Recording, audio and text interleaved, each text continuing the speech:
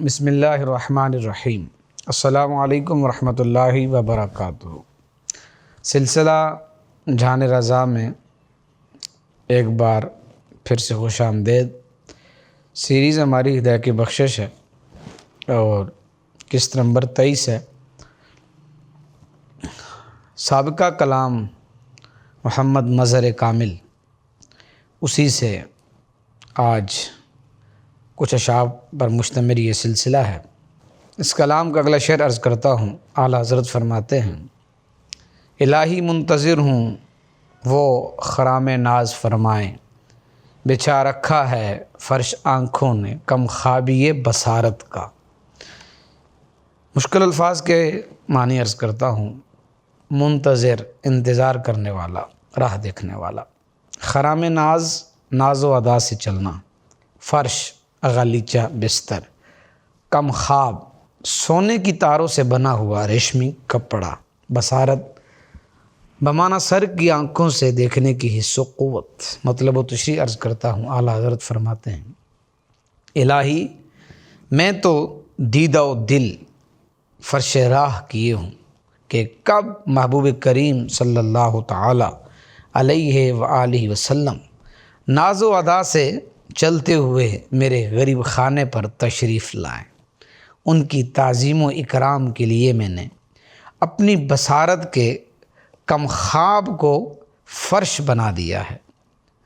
کتب سیر میں صحابہ کرام رضی اللہ عنہ کے ایسے 20 واقعات مذکور ہیں کہ رسول اکرم صلی اللہ تعالیٰ علیہ وسلم کے ہجر و فراق میں ان کے عشق پر دال ہیں۔ اس کلام کا اگلا شعر عرض کرتا ہوں۔ نہ ہو آقا کو سجدہ آدم و یوسف کو سجدہ ہو، مگر سد ذرائع داب ہے اپنی شریعت کا۔ مشکل الفاظ کے معنی عرض کرتا ہوں۔ صد بمعنی رکاوٹ، ذرائع بمعنی ذریعے کی جمع یعنی واسطہ، وسیلہ۔ داب بمعنی آداب، طور طریقہ، شان و شوکت۔ شریعت بمعنی دینی احکامات۔ مطلب و تشریح عرض کرتا ہوں۔ اعلیٰ حضرت فرماتے ہیں: یہ کیسی عجیب بات ہے کہ حضرت آدم اور حضرت یوسف علیہ السلام کے لیے سجدہ کرنا جائز ہو اور ہمارے آقا و مولا حضرت محمد مصطفیٰ صلی اللہ تعالیٰ علیہ وآلہ وسلم کو سجدہ کرنے میں شریعت مانع و حائل ہو گئی۔ حضرت آدم علیہ السلام کو حکم الہی سے فرشتوں نے سجدہ کیا، جس نے سجدہ نہ کیا وہ بارگاہ الہی سے مردود ہوا۔ حضرت یوسف علیہ السلام کو ان کے والد ماجد حضرت یعقوب علیہ السلام، ان کی والدہ اور 11 بھائیوں نے سجدہ کیا۔ قرآن پاک سے دونوں واقعات کے بارے میں شہادت ملتی ہے۔ صحابہ کرام رضی اللہ عنہ پر جب نبی کریم صلی اللہ تعالیٰ علیہ وسلم کی محبت کا غلبہ ہوا تو ان کے دل میں سجدہ کرنے کی خواہش مچلنے لگی۔ انہوں نے وفور محبت سے بارگاہ نبوی صلی اللہ علیہ وسلم میں عرض کیا: یا رسول اللہ صلی اللہ علیہ وسلم، ہمارا دل چاہتا ہے کہ ہم آپ کو سجدہ کریں۔ تو رسول اللہ صلی اللہ تعالیٰ علیہ وسلم نے ایسا کرنے سے منع فرما دیا اور فرمایا: اللہ تعالیٰ کے سوا اگر میں کسی کو سجدہ کرنے کا حکم دیتا تو ایسا عورت کے لیے حکم ہوتا کہ وہ اپنے شوہر کو سجدہ کرے، یعنی شوہر کی تعظیم میں اسے سجدہ کرے۔ لیکن رسول اللہ صلی اللہ تعالیٰ علیہ وآلہ وصحبہ وسلم نے ایسا کرنے سے منع کر کے اسے شریعت کا حصہ بنا دیا۔ حالانکہ اس عہد میں بھی بعض قبائل کے لوگ اپنے سرداران کو سجدہ کرتے تھے۔ صحابہ کرام رضی اللہ تعالیٰ عنہ کی اسی دلی کیفیت کو اعلیٰ حضرت رحمۃ اللہ تعالیٰ علیہ نے ایک اور جگہ بڑے خوبصورت انداز سے بیان فرمایا۔ اعلیٰ حضرت فرماتے ہیں، یہ اس کلام کا شعر نہیں، یہ کسی دوسرے مقام پر ہے کہ پیش نظر وہ نو بہار، سجدے کو دل ہے بے قرار، رو کیے سر کو رو کیے، ہاں یہی امتحان ہے۔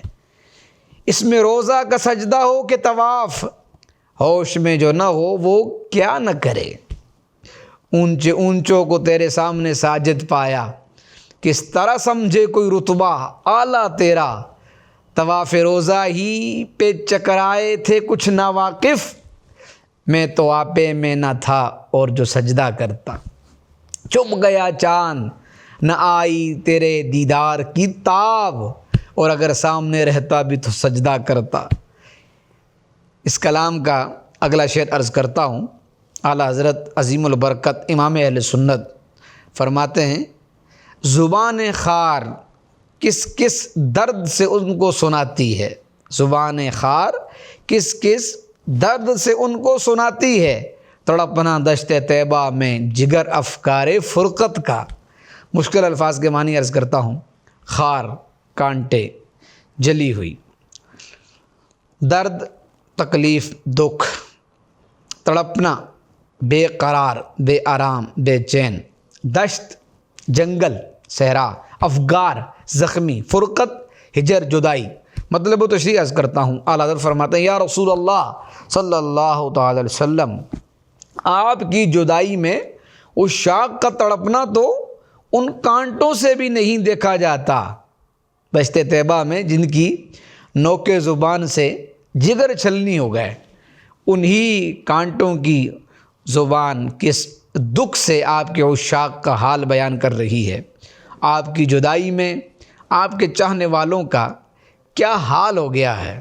شعر عرض کرتا ہوں، رگے گل کی جب نازکی دیکھتا ہوں، مجھے یاد آتے ہیں خار طیبہ، اس کو کب ہو گل و گلزار عزیز، ہے مدینے کے جسے خار عزیز، میں لے کے کیا کروں گلہائے خلد، اے زاہد بسے ہوئے ہیں مدینے کے خار آنکھوں میں۔ اس کلام کا اگلا شعر عرض کرتا ہوں۔ اعلیٰ حضرت فرماتے ہیں، سرحان ان کے بسمل کے یہ بے تابی کا ماتم ہے، شاہ کوثر تراہم تشنا جاتا ہے زیارت کا۔ مشکل الفاظ کے معنی عرض کرتا ہوں۔ بسمل زخمی مجروح، بے تابی بے چینی بے قراری، عالم یہ حالت صورت، شہ کوثر جنت کی نہر کوثر کے مالک، جنت کی اس نہر کا پانی دودھ سے زیادہ سفید، شہد سے زیادہ میٹھا اور برف سے زیادہ ٹھنڈا ہے۔ ترحم رحم فرمائیں، مہربانی فرمائیں۔ تشنا بمعنی پیاسا، زیارت بمعنی دیدار۔ مطلب و تشریح عرض کرتا ہوں۔ اعلیٰ حضرت فرماتے ہیں، یا رسول اللہ صلی اللہ علیہ وسلم، آپ کے عاشق کی آپ کے سرہانے حالت زار ہے، بے چینی و بے قراری سے کس طرح زخموں سے چور چور تڑپ رہا ہے۔ اے کوثر کے ٹھنڈے میٹھے جام پلانے والے، اس پر رحم فرمائیں اور اپنے جلوے سے اس کی پیاس بجھا دیں، ایسا نہ ہو کہ وہ آپ کی زیارت کے بغیر تشنا اور نامراد ہی لوٹ جائے۔ اس کلام کا اگلا شعر عرض کرتا ہوں۔ اعلیٰ حضرت فرماتے ہیں کہ جنہیں مرقد میں تحشر امتی کہہ کر پکارو گے، ہمیں بھی یاد کر لو ان میں صدقہ اپنی رحمت کا۔ مشکل الفاظ کے معنی عرض کرتا ہوں۔ مرقد قبر آخری آرام گاہ، تحشر قیامت تک، امتی پیروی کرنے والے، صدقہ بمعنی خیرات، رحمت بمعنی کرم مہربانی۔ مطلب و تشریح عرض کرتا ہوں۔ اعلیٰ حضرت فرماتے ہیں، یا رسول اللہ، آپ اپنے امتیوں پر اتنا کرم فرماتے ہیں کہ آپ اپنی قبر انور میں قیامت تک انہیں یاد فرماتے رہیں گے۔ اپنی رحمت کے طفیل ان یاد کیے جانے والوں میں ہمیں بھی شمار کر لیں، تاکہ ہمارے لیے بھی ذریعہ نجات ہو جائے۔ رسول اکرم صلی اللہ تعالیٰ علیہ وسلم جب دنیا میں تشریف لائے، اس وقت بھی آپ کو امت کا غم تھا اور آپ کے ہونٹوں پر امتی امتی تھا۔ اسی طرح وصال کے وقت بھی آپ صلی اللہ تعالیٰ علیہ وسلم کو امت کا غم تھا۔ اس کریم آقا نے ہر آن اپنی امت کو یاد رکھا۔ امتی امتی لب پہ جاری رہا، امتی تیری قسمت پہ لاکھوں سلام۔